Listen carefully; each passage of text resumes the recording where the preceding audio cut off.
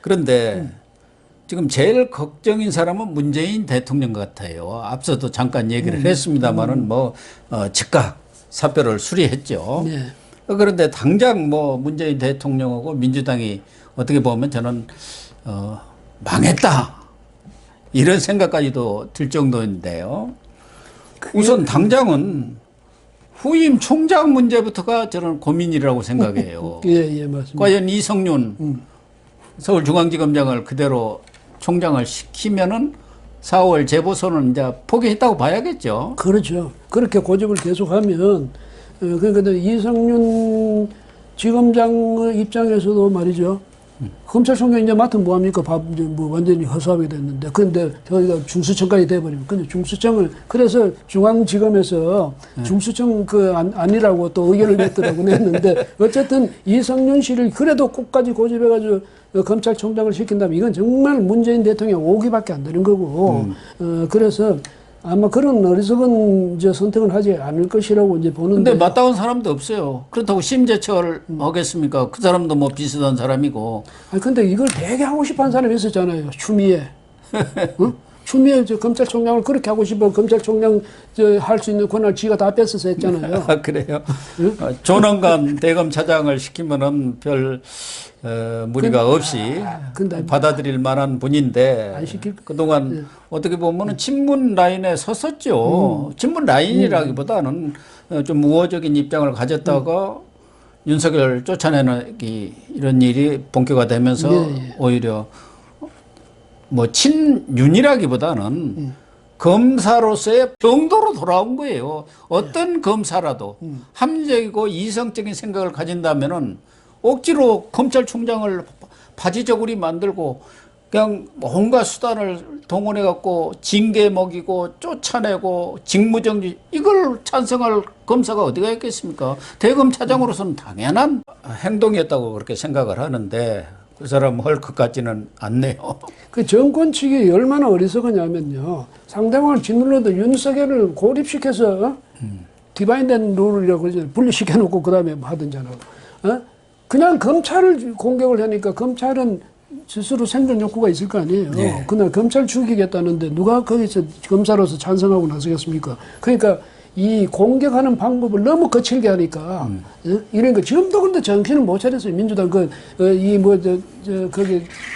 중에서도 그 강성 무슨 초선들 그리 돌격대 이런 사람들이 해가지고 결국은 누가 문재인 대통령 정부를 누가 죽이느냐 그 사람도 죽이는 거예요. 결국 그 지나친 충성심인지 영웅심인지 이것이 문 대통령의 하산길을 엉망으로 만들어 놓을 거라고. 아니 과거 열린우리당 시절 노무현 전 대통령도 그 열린우리당 108번 내라고 했잖아요. 초선 의원들이 탄돌이라고 했는데 그때 탄핵 때문에 그냥 다 당선돼갖고 108명이나 됐어요. 그 사람들이 강성으로 몰고 가고 개혁한다 막 뒤집는다 해가지고 결국은 자성자박이 되고 자멸해버린 건 아닙니까? 지금도 똑같아요. 그런데 문재인 대통령 입장에서는 그동안 이재명이 때문에 잠을 설친다 그랬는데 윤석열이가 만약 대통령 된다고 생각한다면은 참여 오겠습니까? 그러니까 끔찍하죠. 날밤을 샐 것 같아요. 예, 그러니까 문 대통령으로서도 근데 이게 자업자득이에요. 정치를 정말 점잖게 신뢰 있는 그런 정치를 자기가 이끌어 왔더라면 이런 일이 없었을 거 아니에요. 근데 아주 뒤통수 치는 정치, 그다음에 이중 플레이 하는 정치, 이런 식으로 정치를 해가지고 국민들도 문 대통령이 무슨 말 하는지 안 믿는 거 아니에요. 예? 그러니까 이렇게 되니까 모든 게 자기 자업자득이 이제 와서 문 대통령이 아주 내가 잘하겠습니까? 암만 다짐해보니까 국민은 믿겠습니까? 이렇게 되니까 문 대통령은 상당히 심각한 위기에 있는데 민주당은 흑야 이번에 중수청하고 관련해서도 그 돌격대들 우리는 문 대통령은 상관없어 문 대통령 1년이지만 우리는 3년이야 어쩌고 이렇게 떠들던데 무시해버렸잖아요. 그 사람들 그런 식으로 돌아설 개연성이 충분한 사람들이에요. 그런데 어쨌든 민주당도 앞으로 괴롭게 된다고. 왜? 이렇게 해가지고 스스로가 정치를 이 모양으로 했기 때문에 이낙연 대표 정치도 그 국회의원도 오래 하고 말이지 국무총리까지 하고 이렇게 잘한다고 해놓고는 와서 오늘날 정치하는 거 보면 리더십이 전혀 없어. 당을 컨트롤을 못하잖아요. 지금 초재선들 일부 강성파한테 지도부가 휘둘려갖고 저 임성근 판사 탄핵 문제도 그렇고 거기에 끌려가가지고 그냥 자기들 스스로 구렁텅이에 빠져 들어가는데 어쨌든 또 문재인 대통령 입장에서 보면은 윤석열 총장이 검찰총장입니다. 검찰에 여러 가지 권력 주변뿐만 아니라 친문 핵심 세력들의 비리 부분도 정보가 다 입수가 됩니다. 들어옵니다. 그게 어떻게 수사를 하고 할 것만 남는 것이지. 그렇기 때문에 윤석열 총장이 만약 정치에 뛰어들어서 입을 열기 시작하면은 무슨 일이 벌어질지 알 수가 없는 거죠. 특히 문재인 대통령, 거기 뭐 무슨 문다혜, 문준용, 그리고 뭐 친인척들, 이러저러한 사람들 그동안 끊임없이 이런저런 구설수에 올랐지 않습니까?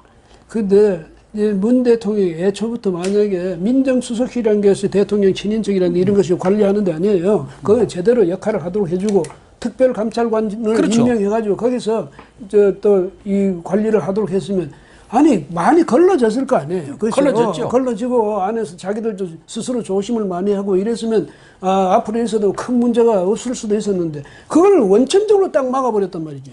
그 막으니까 안에서 기고만장해서 오면 우리를 누가 감히 건드려서 오만 기고만장한 짓을 다 했거든. 무슨 이야기만 나오면 문다해도 그렇고 저기 문준영이도 그렇게 나와서 예사로 공격을 반격을 해대고 이런 식이 됐는데 이게 나중에 복물이 물을 그냥 평소에도 물을 쑥 흐르도록 해놨으면 상관없는데 딱 막아놔도 마지막에 터져버리면 감당 못하는 거지.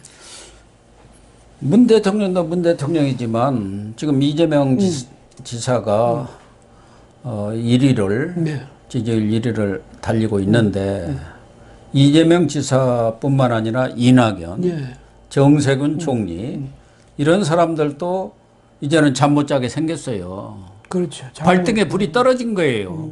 이재명 지사도 뭐 1위라고는 하지만 25% 안팎의 지지율입니다.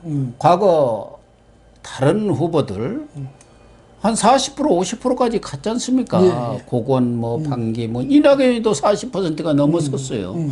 지금은 이제 3분의 1 토막까지 내려버렸습니다만은 그런 정도의 지지율이라는 것은 안철수 지지율하고 비슷해요. 한 20% 안팎이거든요. 안철수도. 그러나 윤석열이라는 강력한 이 강자가 나타났을 때 지지율은 이제 엄청난 변동을 겪으리라고 봐야겠죠. 예, 그렇게 됐는데 이재명 그 경기도지사가 지금 선두를 달리고 있잖아요. 근데 물론 아직 30%를 넘지는 못했지만 그거는 어떤 데는 28%도 하고 이랬대.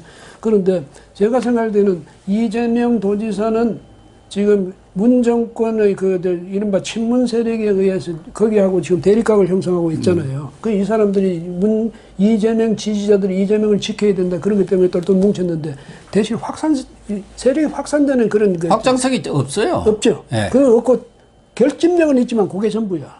예, 이렇게 볼 때 이재명의 좋은 날도 이제 그리 오래 가지는 못하게 됐고. 그리고 정치에서는 자기 정치적인 어떤 지역적인 배경, 텃밭이라는 것도 아주 중요한 요소거든요. 근데 경북 안동 아닙니까? 근데 TK에서 이재명 지지가 얼마나 나오겠습니까? 그러니까 만약에 이쪽에서 그러니까 보수 정당에서 확고한 확실한 대안이 생겨나면 지지 빠져나오는 거지. 다 빠져나오는 거고. 이낙연 선생은 이제 그냥 좋은 날이 사라진 정도가 아니라 이제 희망이 없어지는 그런 상황이 갈 수도 있고 그걸 대타를 지금 자임하고 정세균 총리가 나오려고 그러는데 정세균 총리도 총리로서 그동안 실적이 없었어. 괜히 그냥 윤석열이나 시비 걸고 말이지. 응? 노란 뭐 그러니까 노란 잠바 입고 돌아다니는데 좋은 거는 전부 문 대통령이 나와서 보고 발표 다 해버리고 예? 이런 식이 되니까 속으로는 정세균 씨도 좀 기분이 안 좋을 거예요. 왜냐면 내가 지금 뭐 열심히 했는데 좋은 말 할 때는 대통령이 자기가 나와서 다 해버리고 이런데 그래서 정세균 총리도 이제 정말 앞으로 보면 상당히 이제 좀 우려스러운 그런 장면이 만들어졌는데 그건 자기들이 만든 거예요. 누가 만들었습니까? 대신 대법원을 민변이라든가 좌파들이 장악하고 있기 때문에 김경수 경남지사에 대한 대법원 상고심 판결이 뭐 4월 정도, 늦어도 5월 정도는 나온다고 본다면은 충분히 시간은 있어요. 그쪽에서 이재명이 무죄 판결 내리는 거 안 봤습니까? 은수미 같이 누가 봐도 저게 말이 안 되는 무죄 판결을 해버리면 끝이에요. 대법에서. 예. 뭐 그렇기 때문에 경우에 따라서는 김경수 카드가 되살아날 수도 있고 전에 홍준표 의원도 얘기했대요. 과거 이인재 30% 넘고 노무현 2% 지지율이었다.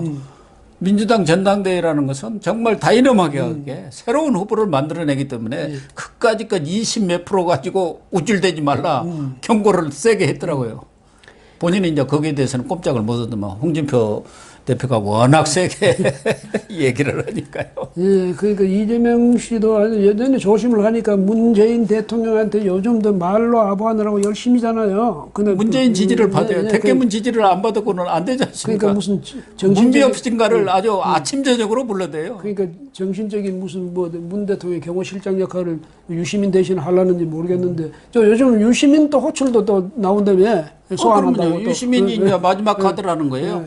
친노, 친문이 다 결집할 수 있는 카드는 유시민밖에 없다. 그러니까 김경수도 안 된다면은 마지막에 유시민 카드를 들이밀면 된다. 장관도 했고 나름대로 식견도 있는데 입이 가벼워가지고 처신이 가벼워서 그게 문제입니다만은 그건 또 가발을 하면 되는 거 아니에요. 글쎄 그래 그래서 유시민 뭐 김경수 또 무슨 뭐 그 김정숙 저 여사가 경인선 가자 뭐 그랬던 그 중에서도 아주 공로자가 그 김경수 아닙니까? 예. 그런 식으로 했는데 김경수를 무죄시켜가지고 대선 후보를 내세우면 자기들이 이길 것이다.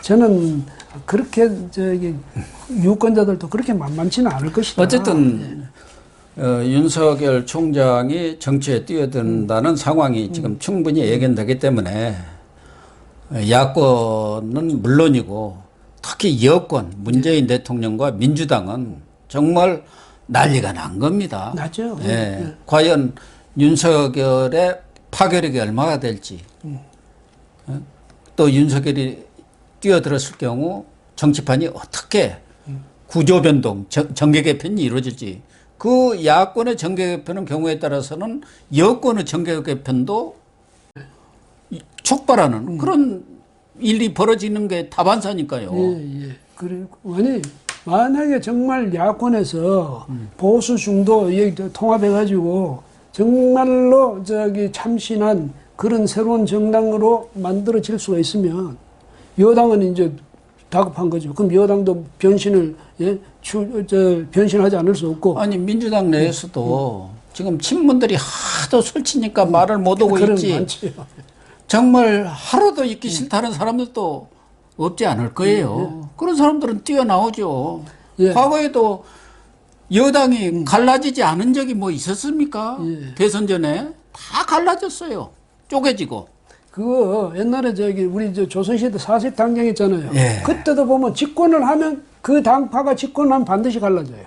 그게 뭐 아주 불문율처럼 돼 있었는데 지금도 나눠 먹을 게 충분하다 모르지만은 왜 너만 많이 먹냐 아니면 왜 너만 잘난 척하냐 이런 안에 불만 세력도 생기는 거고. 그런데 야권에서 만약 참신한 이런 정치 세력, 야권이 참신한 정치 세력으로 뭉치게 되면 여당 가만히 있을 수는 없잖아요. 그렇죠. 예. 그렇게 되면 우리 정치 전반적인 새로운 이제 그런 질서, 새로운 구도가 형성될 수도 있는데 그게 발전적으로 돼준다면 얼마나 좋겠습니까? 예. 그런데 이제 그걸 앞으로 좀 기대를 해봐야 되겠죠. 네, 시청자 여러분. 윤석열 검찰총장이 사퇴를 했습니다.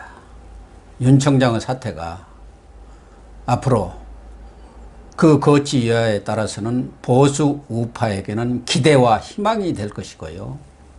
여권에게는 재앙이 되지 않을까 그런 생각도 해봅니다. 윤 총장의 사퇴, 우리 전국의 태풍, 아니 쓰나미를 몰고 올 것으로 예상을 합니다. 앞으로 전국 움직임, 흥미진진하게 전개되지 않을까 그런 생각이 들고요. 시청자 여러분들도 관심 있게 지켜봐 주시기 부탁드립니다. 시청해 주셔서 감사합니다.